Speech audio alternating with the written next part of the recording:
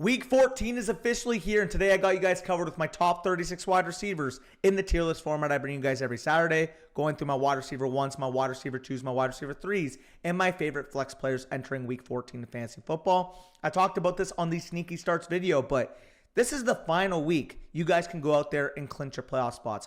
There's no next week. There's no week after. We need to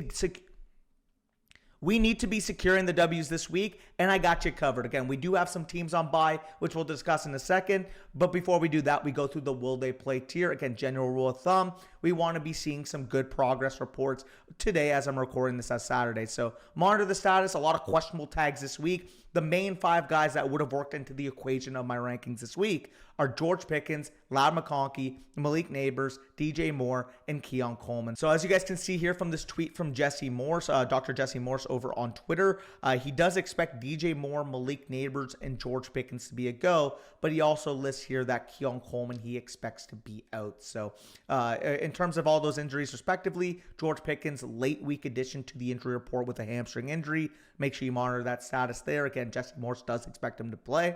Obviously, Malik Neighbors dealing with that groin injury. He's been playing through this over the last couple of weeks. A little bit of a risk that he does sit out, but like we see here, Jesse Morse does expect him to play. We also have DJ Moore flared up with the quad injury, also expected to play. Keon Coleman is the one listed as out. Now, he's been dealing with this wrist injury, was placed on IR with it earlier in the year. It has been looking like he's been making progress, limited capacity practicing all week. But again, monitor status. Dr. Jesse Morse does not expect him to play in this game.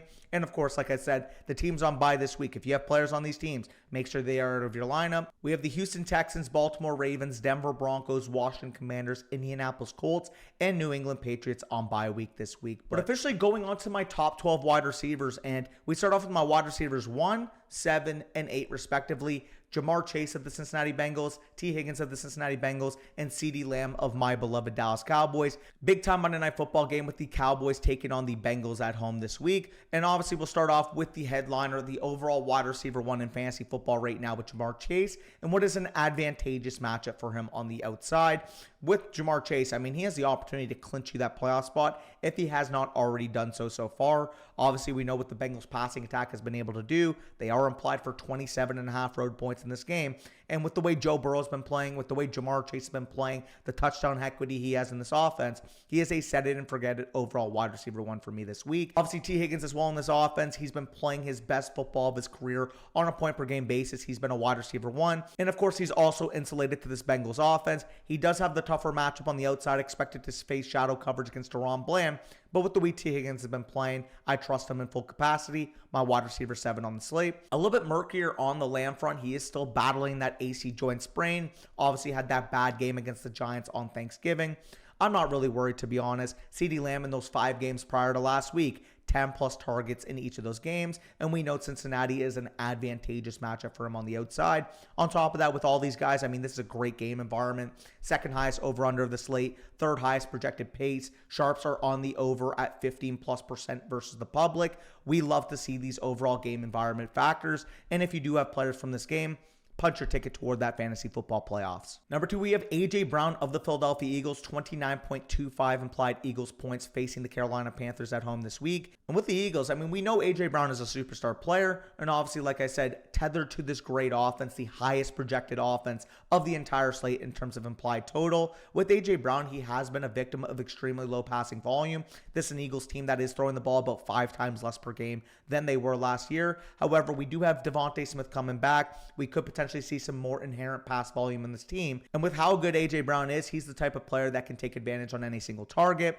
Like we said, high implied team total, touchdown equity in this offense. A.J. Brown, big play nature he brings. I think he's a set it and forget it option like Jamar Chase. Wide receivers 3 and 10 respectively for me actually also play against each other. We have the Atlanta Falcons taking on the Minnesota Vikings in Minnesota this week. Justin Jefferson, my wide receiver 3 overall. And then we have Drake London as my wide receiver 10 overall. Vikings implied for 25.5 points. The Falcons implied for 20 points on the road in this game. We'll start off with Justin Jefferson. Again, he hasn't had that quite blow-up week per se. Like, he hasn't had that 30-plus, 40-plus point spike week like we've seen from a guy like Jamar Chase. However, he's been very consistent across the year. He's been a top 7 wide receiver in terms of points per game. He's averaging about 17 PPR points per game this year, and is the wide receiver 3 overall across the full season. With Justin Jefferson, there is a potential shadow matchup against A.J. Terrell, but we know what Justin Jefferson is. In my opinion, he is the best overall real-life talent at the wide receiver position in the league. And we've seen how well this Vikings passing offense has been playing. He's running a little bit cold on touchdowns, and I think he will get back on the board sooner rather than later. Could be in this game environment where the offense is implied for over 25 points. And on the flip side with Drake London, I am a little bit more worried, more concerned with the overall offensive environment for him in this game.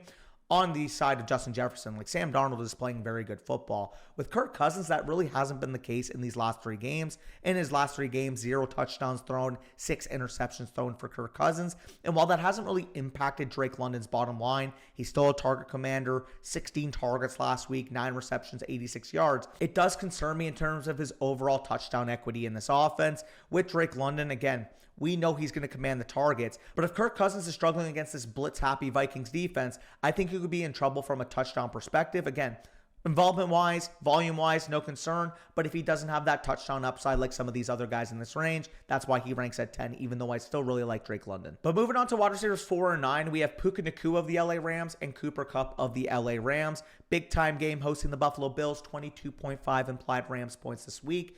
Starting off with Puka Nacua, I think he very much has to be ranked as the number 1 in this Rams wide receiver core at this point. But I do think both will bounce back after that week showing against the New Orleans Saints. For whatever reason, I mean, the Rams offense, with how well it was playing in the passing game, a little bit of a down game against New Orleans this past week, and I do think that will correct itself at home against Buffalo. This is a must-win game for the Rams. We know this is a very consolidated passing attack, and both these guys have been top 10 wide receivers on a point-per-game basis this year. With Puka Nacua, you're getting more consistent weekly target volume. With Cooper Kupp, as we've seen in these recent weeks, he has had touchdown equity. This is a team that historically has run the ball a ton in the red zone. But quietly, since Puka and Cooper Kupp have been back, we have seen them throwing the ball more and more inside the 10, inside the 5-yard line than we have seen in the past. So with Matthew Stafford, of course, prior to last week, playing very good football. We know those 2 wide receivers on the outside are very consolidated in terms of the volume. Puka Nacua is a safer projection because of what we've seen from a volume perspective. We also have seen Cooper Kupp's touchdown equity rise in these last few weeks. Wide receiver 5 is Mike Evans of the Tampa Bay Buccaneers, 26.25 implied Bucs points at home against the Raiders this week. With Mike Evans, we finally saw that big time week this past week. Finally got that full allotment of snaps, over 25 PPR points, and I think that's the type of Mike Evans we can get moving forward. With Mike Evans, he faces a Vegas secondary that's missing 2 of their top 3 corners, and this is a game with the 4th highest over-under of the entire week. Mike Evans, as we know, chasing that 1K yard plateau. I believe he needs 479 more yards in the team's final 5 games, and I expect Tampa Bay to do everything in their power to get him to that total. With Mike Evans, high volume, high touchdown equity, high implied total for this Bucs offense. He has a wide receiver 1 overall level ceiling. And then my wide receiver 6 actually already played on Thursday Night Football. Amon-Ra St. Brown of the Detroit Lions. Detroit being able to take that game away from Green Bay. But Amon-Ra St. Brown himself obviously didn't have the greatest of days. 6 targets, 5 receptions, 43 receiving yards, and 10 rushing yards on the ground, 10.3 PPR points. Again, not the worst of days, but also for a guy like Amon-Ra St. Brown, you're expecting 16 plus, 18 plus PPR points, and he simply was not able to deliver on that. Receiver 11 for me is Tyreek Hill of the Miami Dolphins, 25.25 implied Dolphins points, hosting the New York Jets this week. And with Tyreek Hill, he's been averaging 14.4 PPR points per game since Tua's returned. And as we've seen with Tua, he's been playing some of his best ball of the year. He's been on fire. He's been looking good. And with Tua Tagovailoa playing like this, with this high of an offensive projection this week, I really do trust Tyreek Hill. Again, it was a little sketchy last week. 2 catches for 4 yards until like 5 minutes left in the game. And then he ended up finishing with 6 catches, 83 yards, and a receiving touchdown. But what we know with Tyreek Hill is he's the type of player that can score points in bunches. So in this type of matchup, again, the Jets defense has not lived up to expectations this year. Their secondary has really struggled. While Tyreek Hill isn't the Tyreek Hill of pass, he still has that 4.2 speed. He still has the opportunity to change the complexion of a game on any single target. And then my final wide receiver 1 this week, and this is going to come as a shock to you guys, but Calvin Ridley of the Tennessee Titans. And we'll talk about what he's been able to do in a second, but we also have to point out the obvious elephant in the room. Titans hosting the Jacksonville Jaguars. Big time revenge game for Calvin Ridley this week.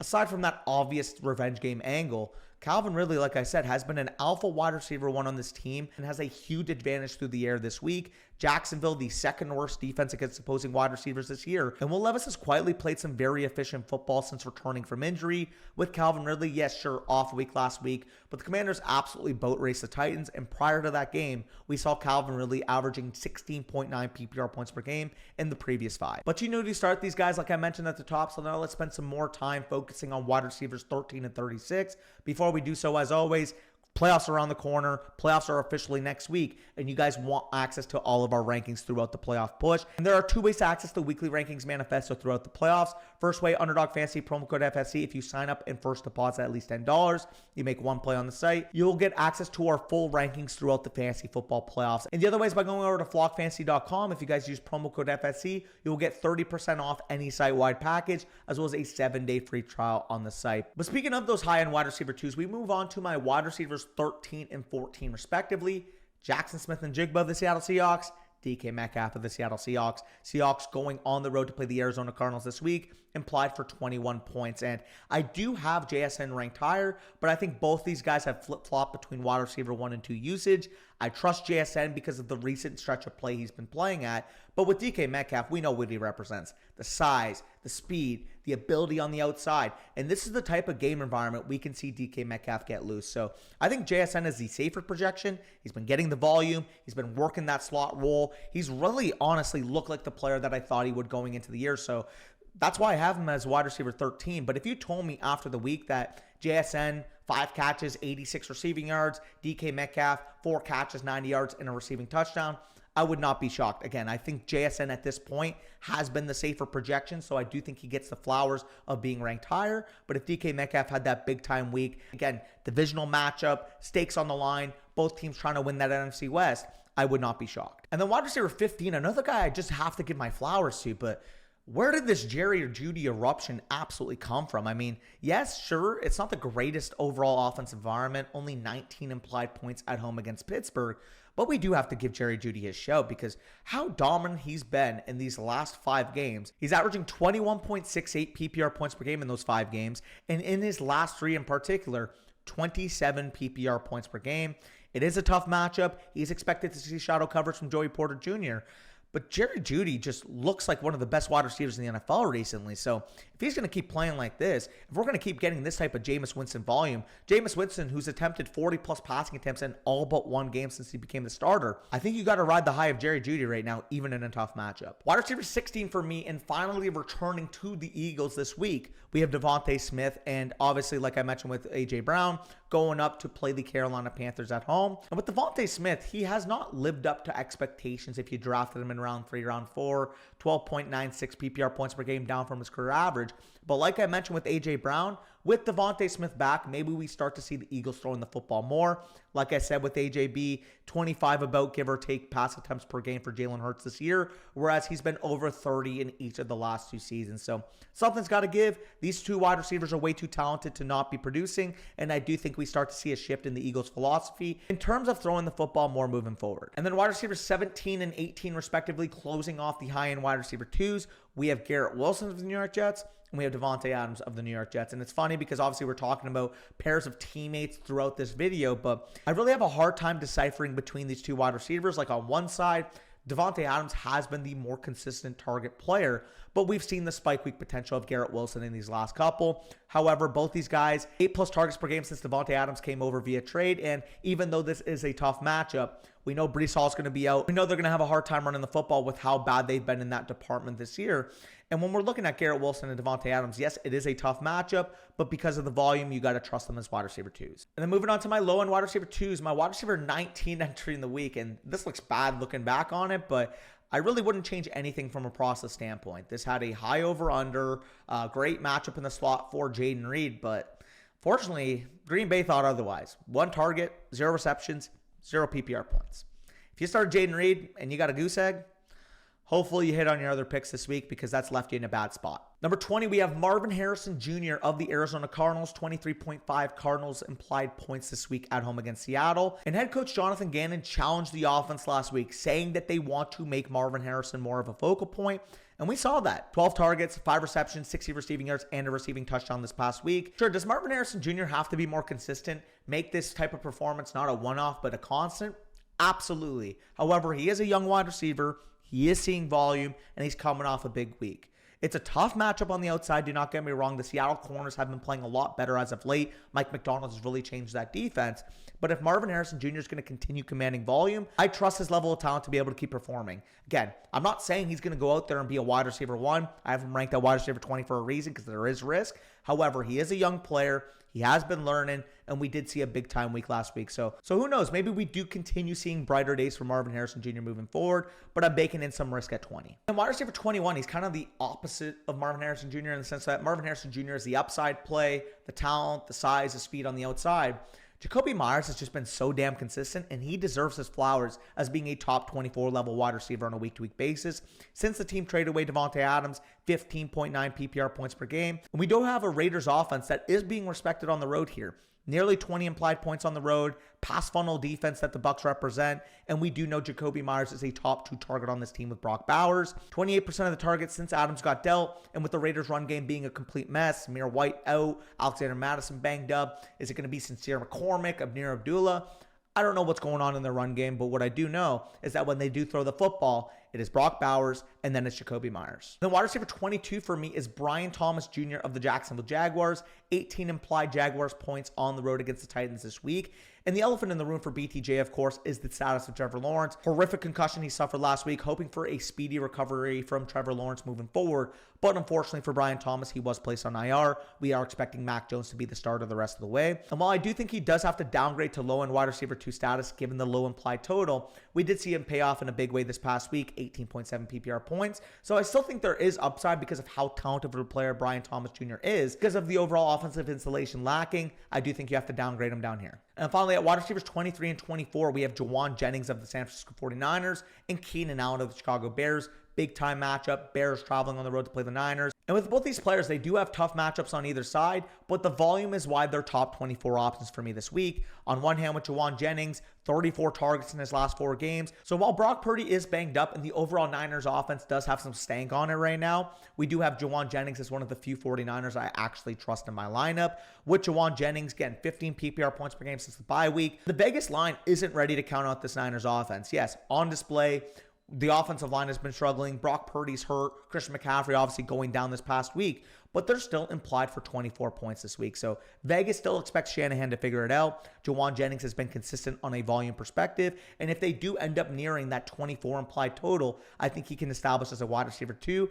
On the flip side with Keenan Allen, DJ Moore's banged up. Even if he does play, he could be inhibited in this game.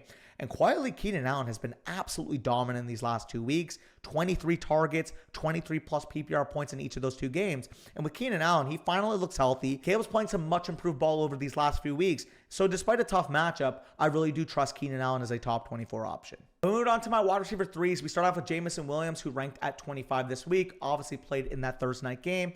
Solid showing, 8 targets, 5 receptions, 80 receiving yards, 13 PPR points. So if you started Jameson Williams on Thursday night, you probably left that feeling very good. We'll go straight to wide receiver 26, and that's Darnell Mooney of the Atlanta Falcons. I already talked about his teammate Drake London, but I'm even more concerned about Kirk Cousins when it comes to Darnell Mooney than I am with Drake London. With Drake London, we know what he is, possession wide receiver, high volume wide receiver.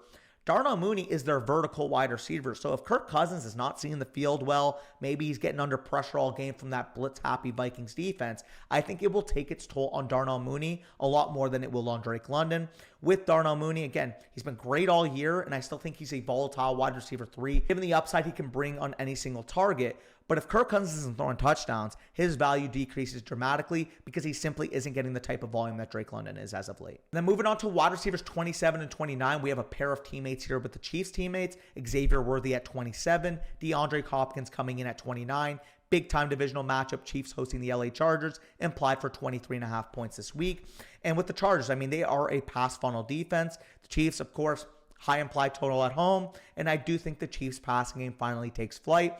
The other concern that there is with these 2 Chiefs wide receivers is that we have seen the Chiefs actually rotate their wide receivers as of late. Despite these 2 wide receivers being the most involved from a target perspective, we do see that their snap totals are down. Only 55% of the snaps in these last 3 weeks for DeAndre Hopkins, 71% of the snaps in these last 3 weeks for Xavier Worthy. Xavier Worthy has outscored him 12.1 to 11.1 PPR points per game in these 3 games. Xavier Worthy, don't get me wrong, a few weeks ago, very bad struggles, couldn't come down with the football, made a bunch of mental mistakes. But in these last 3 games, he's played a lot better, and I really do feel like there's an opportunity. If Mahomes can connect with him down the field, he has that type of spike week potential we expected when we were drafting him. With DeAndre Hopkins, more of your possession wide receiver. When he is on the field, he's commanding targets, and as we know with DeAndre Hopkins, he also has touchdown equity. Patrick Mahomes has been playing a lot better, and I do think the Chiefs rely on their passing attack, which is why I view both these guys as top 30 options. And then wide receiver 28 for me is Nick Westbrook-Ikhine, aka NWI, going up to play the Jacksonville Jaguars this week, 21.5 implied Titans points. I already talked about his teammate with Calvin Ridley. Yes, revenge game narrative, but I do think both of these Titans wide receivers profile very well in this game environment. Like I talked about in Friday's video, he's been on a touchdown tear in his last 8 games. In that stretch since Will Levis has come back, nearly 15 PPR points per game, 22 of his 38 seasonal targets in that stretch, and NWI, of course, gets valuable targets down the field. Play action shots, working that boundary, stretching vertically. That is what NWI has provided for this Tennessee offense, and with the advantages they have in the passing game, I think we can see him get on the board yet again.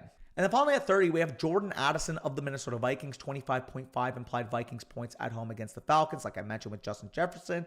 And when it comes to Jordan Addison, I mean, simply put, he's been on a tear in these last 5 games. It's kind of a common theme of a lot of these wide receivers in this range. But with Jordan Addison, 15.14 PPR points per game across his last 5 starts. And with AJ Terrell expected to shadow Justin Jefferson, he has the opportunity to continue paying off in those big plays he's been providing. With Jordan Addison, sure, is he volatile? Absolutely. We've seen evident spike week potential, and despite overall lower target totals, he commands targets down the field, and he's able to provide that ability after the catch to provide those big plays. So Jordan Addison, not for the faint of heart. He's not, an 8+, 9+ target per game type of player. Give him 5 to 7 targets in this game, and he is a threat to score over 20 PPR points. But moving on to my flex plays, we have a pair of Bills wide receivers here. I already talked about Keon Coleman on the top. Dr. Jesse Morse does not expect him to suit up on Sunday.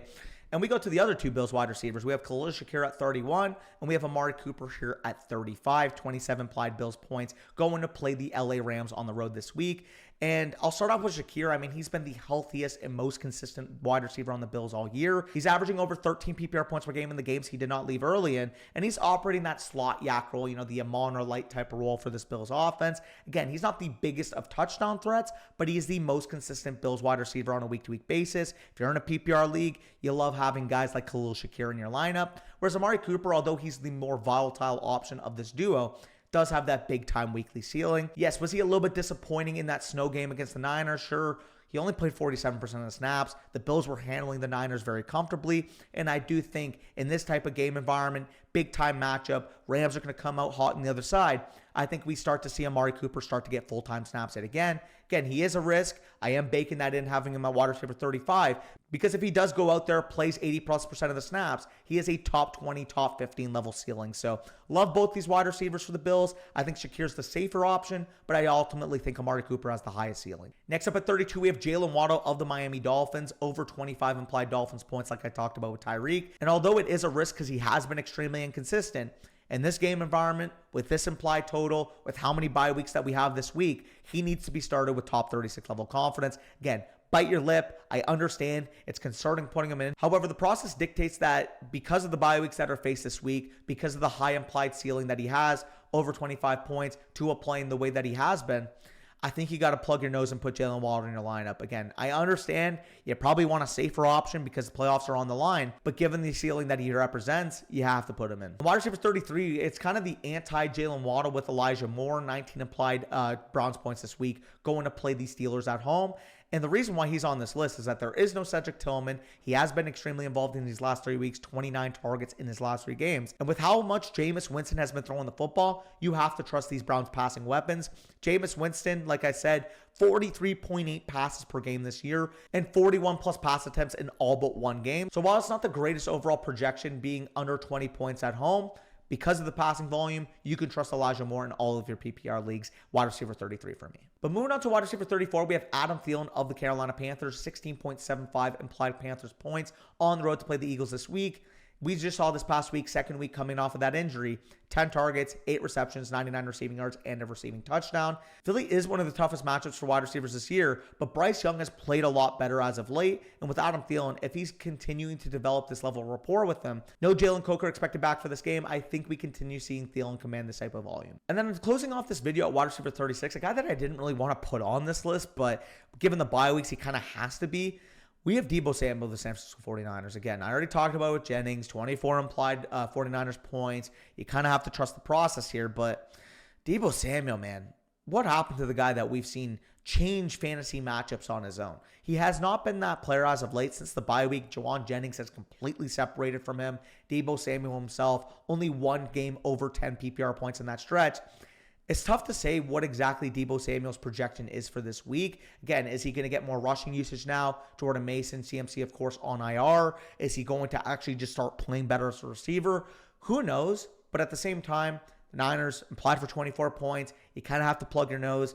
If you have better options in the top 35, play them over Deebo, that's fine. But aside from those options, I think you do have to put Deebo in your lineup, even if you don't want to. But either way, if you guys enjoyed, make sure you leave a like down below. Comment your biggest start sit decision. I'll try to get to as many as possible. And of course, if you're new to the channel, hit that subscribe button. We are on the road to 60,000 subscribers. Appreciate you guys for that continued support. If you guys want all of our rankings moving forward into these playoff weeks, there's one of two ways to get it, like I mentioned in the middle of the video. First way, Underdog Fantasy, promo code FSC. Sign up and first deposit at least $10. You make one play on the site. You will get access to all of those rankings in those playoff weeks. The other way is by going over to flockfantasy.com. By using promo code FSC, you will get 30% off any site-wide package as well as a 7-day free trial on the site. But with that being said, peace out. Go clinch your playoff spots. This is the last week to be able to do so.